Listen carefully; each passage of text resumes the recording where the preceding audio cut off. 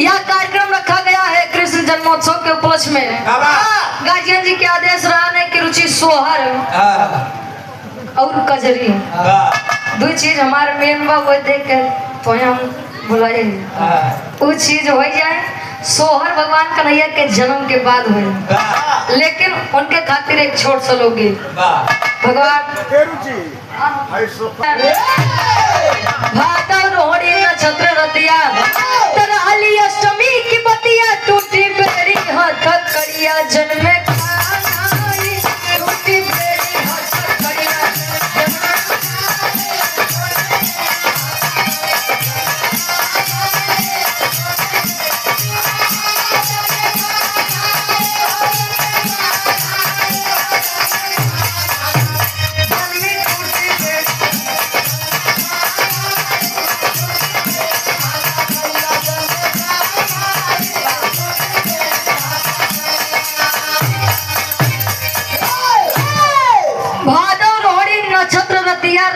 अष्टमी की बतिया टूटी बेड़ी हथ कड़िया जन्मे कान आई।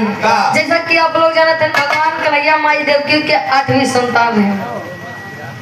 भादव के महीना में रोहिणी नक्षत्र में भगवान कन्हैया अष्टमी के दिन जन्म लिए। अच्छा भगवान कन्हैया के जन्म बा जैसा कि आप लोग जाना था कि 7 गदेला लोग बताओ थे 7 गदेला माई देवकी के मारा गए, लेकिन नहीं 6 गदेला मारा गए। 7 गदेला कहाँ रहा? अगर बुद्धिजीवी लोग बैठा है, समझदार लोग बैठा है तो विचार करिए, नहीं तो करे बात भी रहा है वही के बारे में। वही भगवान कन्हैया जब जन्म लिए तो माई देवकी के अंदर डर समाई गया।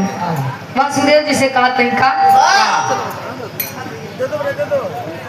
देवकी माई तब घबराई, देवकी माई तब घबराई, मन में चिंता गई समाई, हमरे भैया के मुँह आई, हमरे भैया के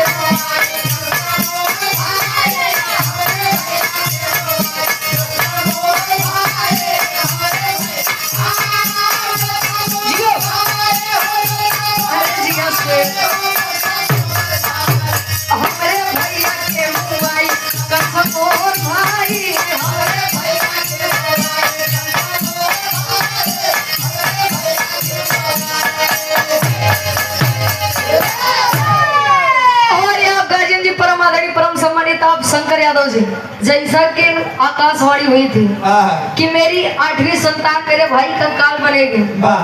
7 को तो मुझसे दूर कर दिया गया, लेकिन 8वीं संतान अगर मुझसे दूर हुई तो इस पापी का अंत नहीं होगा।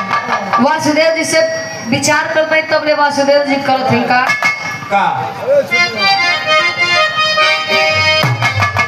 वासुदेव सुपे मलेटाई, वासुदेव सुपे मलेटाई, आधी रतिया चलले भाई इंद्र नीर बरसाई, कैसे आगे जाई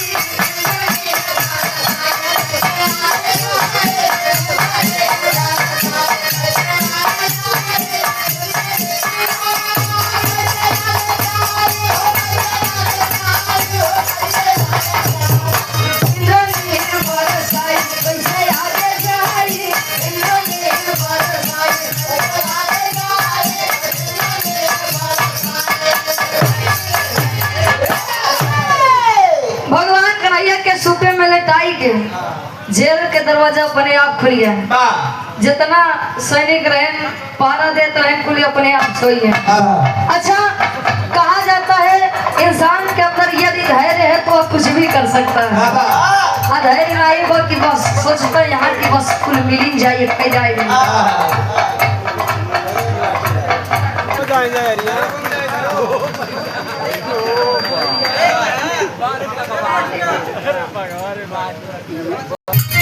भगवान कन्हैया के सुपे में लटाई के जब अच्छा बात रहे कि समय अगर इंसान के अंदर धैर्य है तो सब कुछ संभव है।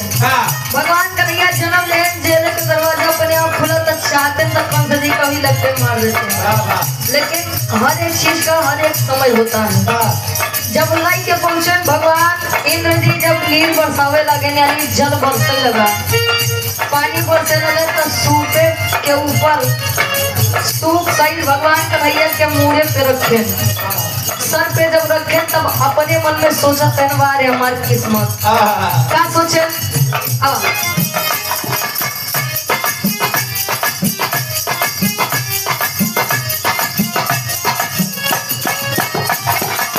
लड़की कहे परदेसिया ये सच है पिया, सब कहते हैं तूने मेरा दिल ले लिया। परदेसिया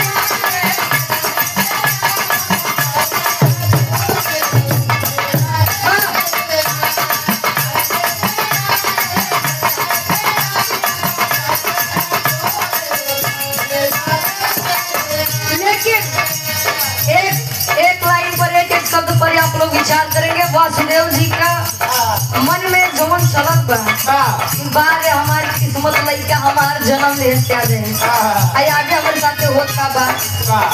जमुना जल बढ़ा जियरा काढ़े पड़ा, जमुना जल बढ़ा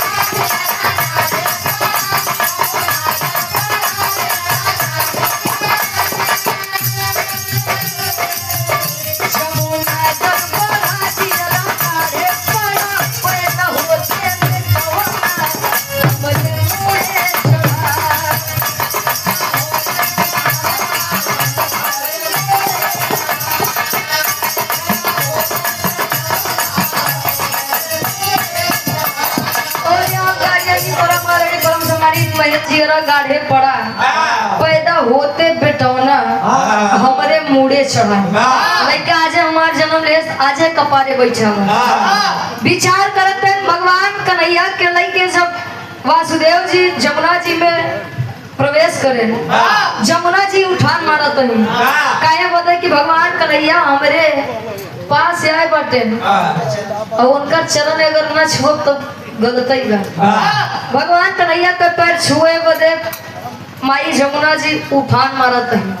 आज ऐसे भगवान कन्हैया के चरण छुए वैसे ने अपने स्तर पे पहुंचे। कहा गोकुल नगरी में कन्हैया जी का लेके पहुंचे नंद जी के द्वारे। भगवान कन्हैया के लेटाई के बिटिया लेके पहुंचे जेल कोठरी में। आज हमारे बदे बिटिया के उठाए जाई के आसमान में उड़ के बतावत है कि हम के मारे से कब आपका काल गोकुल नगरी में पल रहा है, आप डरिए अपने समय से। अब वो लड़की भक्त है विंध्याचल वाली माई। आखिरी में कवि जी लिखते हैं का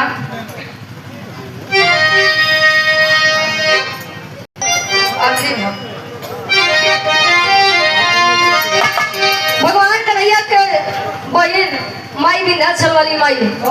और कहा जाता है काल जब आता है तो किसी को बख्शता नहीं है चाहे मुझे हो, इसीलिए अहंकार करना गलत बात है। नयापन के ना हमारे के ऊपर झूठे कहानी दुनियादारी में परेशान रहा विजय भैया ये गलत बात है। न कुछ लड़के आए न कुछ लड़के जाबा सब यही धैर्य देबा मेरा लड़के बच्चा झगड़ के रह जाएंगे। अब आखिरी भाव मुझे बात बता भैया के नंबर पर। अरे पप्पू यादव का कविता, पप्पू यादव का कविता